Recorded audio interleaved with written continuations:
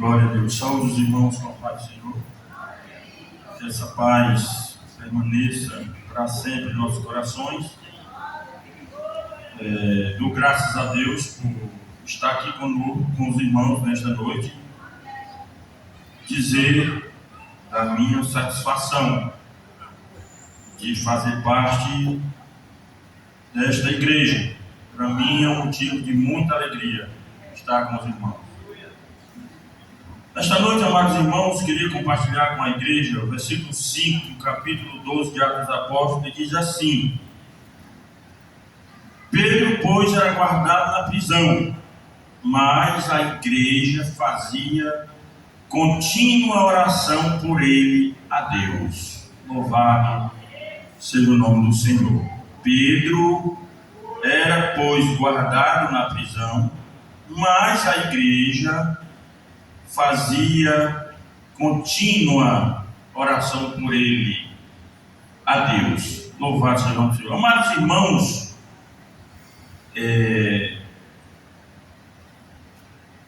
falarmos da palavra de Deus nos remete a reflexões que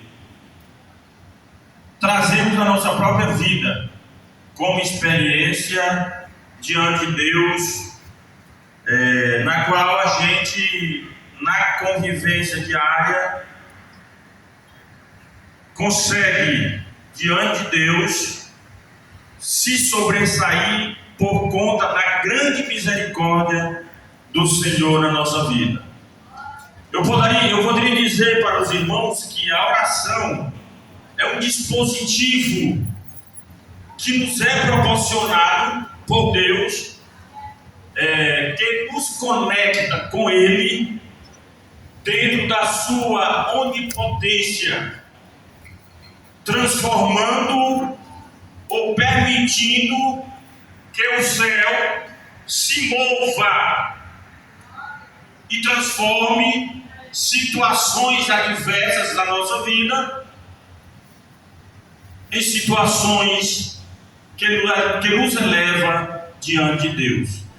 Caso comprobatório disso é o episódio que esse texto narra, quando Pedro, por conta daquilo que fazia ou que fizera, ao assumir o papel que lhe foi otorgado pelo próprio Jesus Cristo na direção da igreja de Jerusalém, no comando da obra, após Jesus se ascender aos céus, ele pôde constatar a grandeza do poder de Deus na sua vida.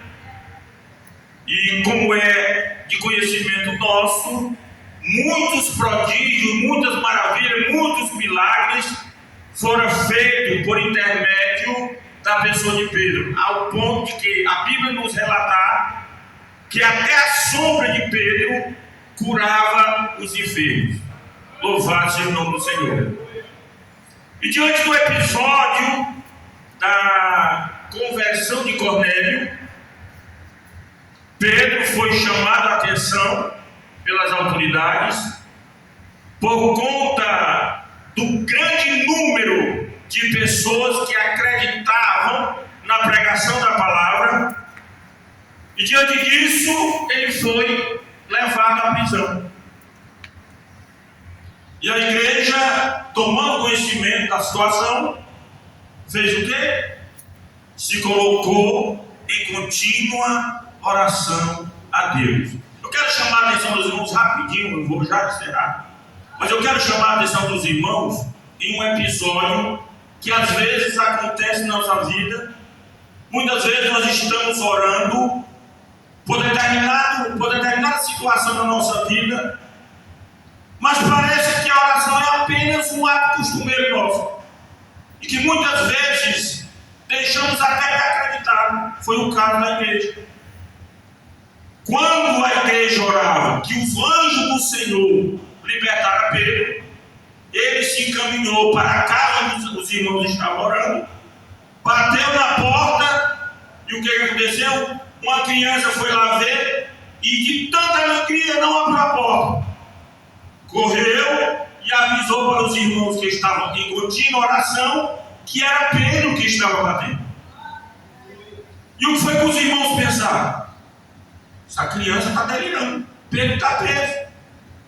Observe, muitas vezes a fraqueza nos limita a desacreditar na nossa própria oração.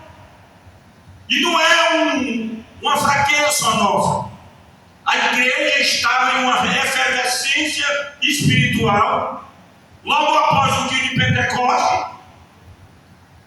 Observando a operação de vários milagres, vários prodígios, ressurreição de mortos, cura de coxas, de vários enfermos, e mesmo assim, em contínua oração, não acreditava na própria oração que fazia. E nem por isso Deus deixou de responder. Sabe por quê? Porque a oração é o dispositivo que nos conecta a Deus, mesmo diante da nossa fraqueza, a onipotência de Deus. Meu amado irmão, minha amada irmã, eu sei a sua causa, eu sei da minha, pela qual estou orando. Mas eu não sei da sua causa e nem das circunstâncias que lhe leva a se colocar em oração a Deus. Mas uma coisa eu sei e vou te dizer nesta noite: Deus está atento à sua oração. Deus está atento ao seu pedido. E no momento em que você menos esperar, Deus entrará com a providência necessária para sanar a sua situação. Então não nos esqueçamos disso. Deus tem prazer em atender às nossas orações. E o apóstolo Tiago diz que a oração de um justo pode muitos em seus efeitos. Então que Deus em Cristo nos abençoe e nos conceda graça para que nunca venhamos duvidar. Mas que embora duvidemos às vezes, não deixemos de acreditar na providência de Deus, que é soberana sobre a nossa vida. Amém.